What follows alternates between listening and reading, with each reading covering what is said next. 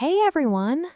Have you ever set a goal for yourself and felt super motivated at first, but then just a week later, you completely lost track and gave up? Oh, yes, Emma. I think we've all been there.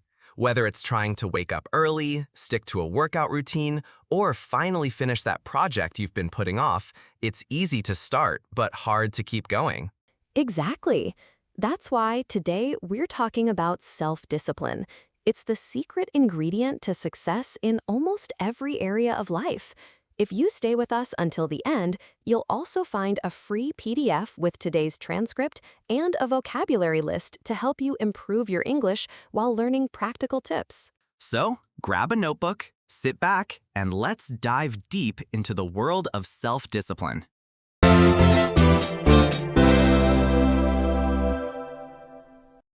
Before we jump into strategies, let's slow down and really understand what self-discipline is and what it is not.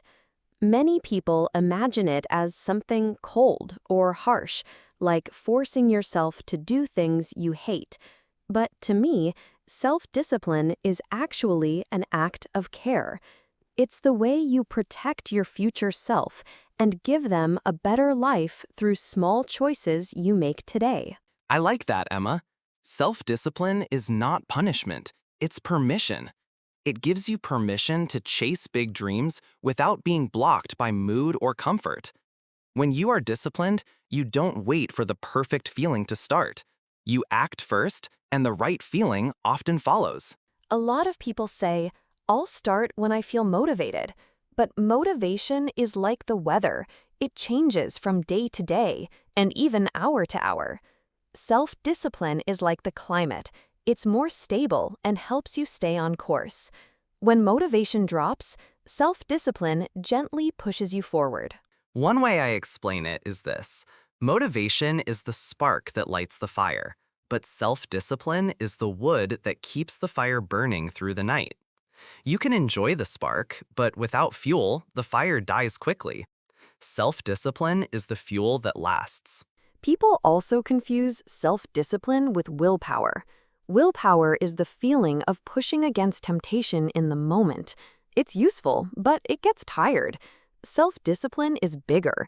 It's the set of habits, rules, and systems that make good choices easier and automatic, so you don't fight every single time. Exactly. Think about your morning. If your running shoes are by the door and your water bottle is ready, you don't have to argue with yourself for 10 minutes. The decision is already made. The environment supports the person you want to be. That's discipline design, and it saves energy. Here's a simple definition. Self-discipline is choosing what you want most over what you want now. In the moment, you may want to keep scrolling or hit the snooze button. But what you want most is energy, skills, health, and pride in your work. Self-discipline helps you act for that bigger goal. I sometimes ask myself a quick question. Will this choice make my life easier or harder next week? If the answer is easier, it's usually the disciplined choice. It's amazing how this simple question can cut through confusion and make the next step clear. Another myth is that self-disciplined people never struggle. That's not true. They struggle just like everyone else. The difference is that they plan for hard moments. They expect obstacles and prepare small actions that keep them moving. For example, a disciplined student does not plan to study for 5 hours every day at first. They plan to study for 25 minutes with full focus, then take a short break, and repeat if they can. They start small, build trust with themselves, and increase slowly. Trust is a powerful word here. Self-discipline builds self-trust.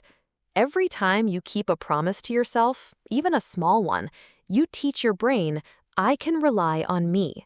That feeling is strong. It reduces stress and helps you take on bigger goals later. Let's talk about identity for a moment.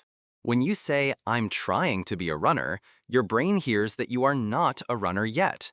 If you say, I'm a runner who is still learning, you begin to act like one. Identity statements guide behavior. Self-discipline grows faster when your identity and your actions match. That's a great point. You can use simple identity phrases at the start of your day. I'm a focused student. I'm a person who finishes what I start. I'm someone who shows up even when it's hard. These sentences are short, but they remind you who you're becoming. Some listeners might ask, what if I've failed many times before? First, welcome to the club. We all have. Self-discipline is not the absence of failure, it's the habit of returning after failure. If you miss a day, you don't wait for Monday or the first of the month. You restart at the very next opportunity. I call that the never miss twice rule. Missing once happens. Missing twice creates a pattern. So if you skip today, don't argue with yourself or feel ashamed. Just return tomorrow and keep the chain going. Speaking of chains, I love the chain method. You mark an X on your calendar every day you complete a small habit. Your only job is, don't break the chain. It turns progress into a visual game and keeps your focus on the process, not just the outcome. Let's also talk about emotions. Self-discipline does not mean ignoring your feelings. It means steering them. If you're anxious, you can still start with a 5-minute action. If you're tired, you can do a light version instead of the full routine. Adjust the dose, but keep the habit alive. That's smart because action often changes emotion. A 5-minute start can reduce anxiety and create energy. Once you begin, you usually keep going longer than you expected. Starting small lowers the mental wall that stops us. There's also the idea of friction. Add friction to bad habits, remove friction from good ones. If social media steals your focus, log out after each session or keep your phone in another room while you study. If you want to read more, place a book on your pillow so you see it before sleep. Another helpful idea is the implementation intention. It's a simple sentence. When situation X happens, I will do behavior Y. For example, when I finish dinner, I will prepare tomorrow's lunch. Or, when I sit at my desk at 9 o'clock, I will start with the most important task for 25 minutes. Plans like this reduce decision-making and build consistency. And remember the role of rest. Self-discipline is not work nonstop. It includes smart recovery. Sleep, movement, sunlight, and water are basic fuels. When your body is supported, your mind makes better choices and your discipline lasts longer. Finally, let's end part 1 with a clear picture. Self-discipline is a friendly structure around your life. It's your future self sending a message back in time, saying, please help me. Every small, wise choice you make today is a gift to that future person. Beautifully said. In part 2, we'll turn these ideas into simple, practical steps you can start this week. We'll show you how to design your environment, choose your first habit, and create a tiny plan that actually works.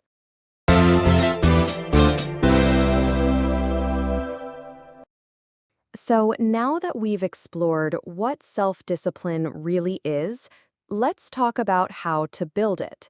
Many listeners might be thinking, okay, this all sounds great, but where do I even start? That's a great question, Emma. The first step is always clarity. You need to be very clear about why you want to be more disciplined. A vague goal like, I want to be healthier, is too general. A clear goal is, I want to run 3 times a week so I can have more energy to play with my kids and reduce my stress. Yes, the why gives your brain a strong reason to push through discomfort. Without a powerful why, it's very easy to quit when things get difficult. I suggest people write their why on a sticky note and place it somewhere visible, like on their desk or bathroom mirror. That's a brilliant idea. The next step is to start small. Many people make the mistake of trying to change everything at once. They set huge goals like waking up at 5 a.m., running 5 miles, eating perfectly, and reading an hour every day, all starting on Monday. That's a recipe for burnout. Oh, I've been there before. When we try to change too much, we overwhelm our brains and quickly give up. Instead, focus on one small habit. For example, if your goal is to exercise regularly, just start by doing 5 push-ups or walking for 5 minutes every day. It sounds tiny, but it builds consistency. Exactly. There's a famous saying, small hinges swing big doors. Small habits create momentum. Once you've been consistent for a week or two, you can slowly increase the difficulty. Another useful strategy is habit stacking. You attach a new habit to something you already do. For instance, if you want to start journaling, you can say, after I brush my teeth at night, I will write for 2 minutes. Connecting the new habit to an existing one makes it easier to remember. That's one of my favorite techniques. And while you're building habits, remember to design your environment. If you want to eat healthier, keep fruits and vegetables in a visible place. If you want to stop wasting time on social media, leave your phone in another room while working. Right. Our environment shapes our behavior more than willpower alone. Make good choices easy and bad choices hard. For example, if you want to drink more water, place a water bottle on your desk. If you want to stop eating cookies, don't buy them in the first place. Speaking of willpower, we shouldn't rely on it too much. Willpower is like a battery. It runs out during the day. That's why creating systems and routines is so important. When something is part of your routine, you don't have to think about it. You just do it. Yes, think about brushing your teeth. You don't need motivation to do it because it's automatic. The same can happen with exercise, reading, or studying if you repeat it long enough. Routines turn effort into autopilot. Another key tip is to track your progress. Humans love to see visual progress. You can use a calendar, journal, or app to mark each day you complete your habit. It's very satisfying to see a streak of success. That's called the don't break the chain method. Once you have a streak of 10 days, you won't want to break it. It creates a small but powerful sense of accountability. Speaking of accountability, sharing your goals with someone you trust can also help. When you tell a friend or join a group with similar goals, you feel more responsible to keep going. Definitely. Accountability partners are like workout buddies for your habits. Even a quick check-in message can make a big difference on hard days. And let's not forget about rewarding yourself. When you complete a task, celebrate it. The reward doesn't have to be big. It could be as simple as telling yourself, "Great job," or enjoying a favorite tea after studying. Rewards help your brain connect positive emotions with the habit, making it more likely you'll repeat it. Just make sure your reward doesn't cancel out your progress, like eating a giant cake after a workout. Exactly. Another important point is self-compassion. Many people quit because they expect perfection, but self-discipline isn't about being perfect every day. It's about being consistent over time. I agree. When you make a mistake, don't be harsh on yourself. Instead, say, I slipped today, but I'll get back on track tomorrow. This mindset keeps you moving forward instead of stuck in guilt. So, to summarize part 2, 1. Get clear on your why. 2. Start small and grow slowly. 3. Design your environment for success. 4. Create routines to save willpower. 5. Track your progress visually. 6. Use accountability and rewards to stay motivated. 7. Practice self-compassion when you slip up. Beautifully said. In part 2, we'll turn these ideas into simple, practical steps you can start this week. We'll show you how to design your environment, choose your first habit, and create a tiny plan that actually works.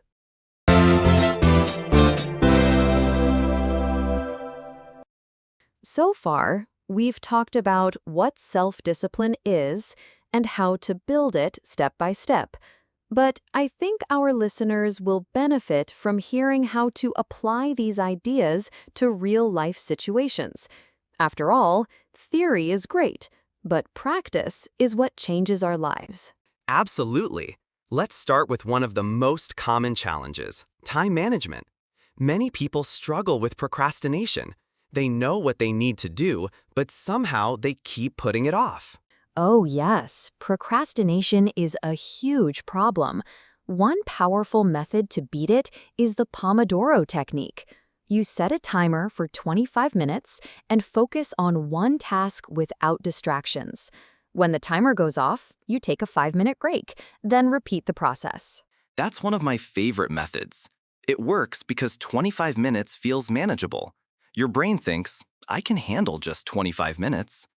Often, you end up working longer once you get started because the hardest part is simply beginning. Another tip is to plan your day the night before. Write down your top 3 priorities for the next day. When you wake up, you won't waste energy deciding what to do. You'll just start. This is like designing your future self-success. I do that too. I also like to work in time blocks. For example, I schedule 9 to 11 for deep work, 11 to 11:30 for email, and so on.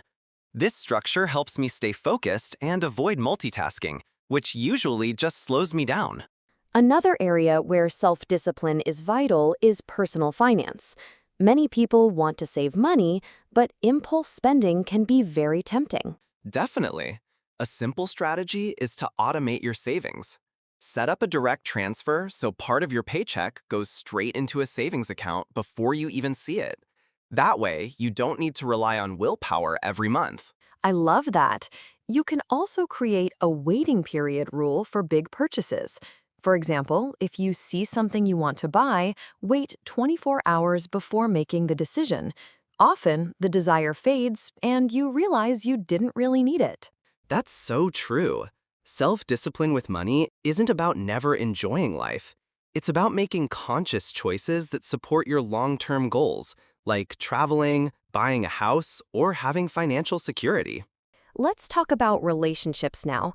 It might surprise some listeners, but self-discipline is very important in how we interact with others, especially during conflicts. Yes, when we're angry or upset, it's easy to say something we'll regret. Self-discipline gives us a pause button. Instead of reacting instantly, we take a deep breath and choose a calmer response.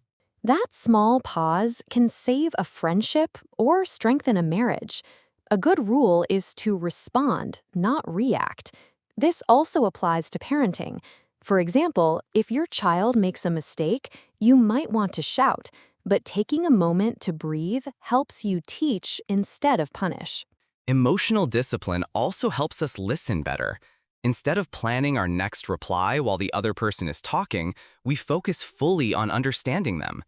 That builds trust and deeper connections. Now, let's discuss learning new skills. Whether it's studying English, playing a musical instrument, or improving at work, self-discipline is key. Definitely. Many people believe talent is everything, but research shows that consistent practice matters more. For example, studying English for just 20 minutes every day adds up to more than 120 hours in a year. That's incredible when you think about it. Small daily actions seem insignificant at first, but they create huge results over time. That's why consistency beats intensity. A tip for language learners is to connect study sessions to something you already do, like having breakfast or commuting. That way, it becomes a natural part of your routine instead of something extra you have to remember. Also, don't forget to measure progress. Keep a journal of new words you've learned or record yourself speaking every month. Seeing improvement keeps you motivated. Before we wrap up, Emma, I think it's important to mention that self-discipline isn't about being serious all the time. It's about creating a balanced life where you feel proud and free. Exactly. A disciplined life still includes fun, rest, and flexibility. The difference is that you choose those moments intentionally instead of being controlled by impulses. Well said. So whether you're managing your time, improving your relationships, learning a new skill, or handling your finances, remember that self-discipline is like a superpower. It gives you control over your future. This brings us to the end of part 3 and our episode. We've talked about understanding self-discipline, building it step by step, and applying it to everyday life. We hope you found this discussion inspiring and practical. Remember, change doesn't happen overnight, but every small step matters. Don't forget to check the link in the description to download your free PDF, which includes today's full transcript and a vocabulary list to help you improve your English while reviewing these lessons. And if you enjoyed this episode, please subscribe to our channel and share it with a friend who could use a little extra motivation today. Stay disciplined, stay hopeful, and keep growing. You've got this. See you next time.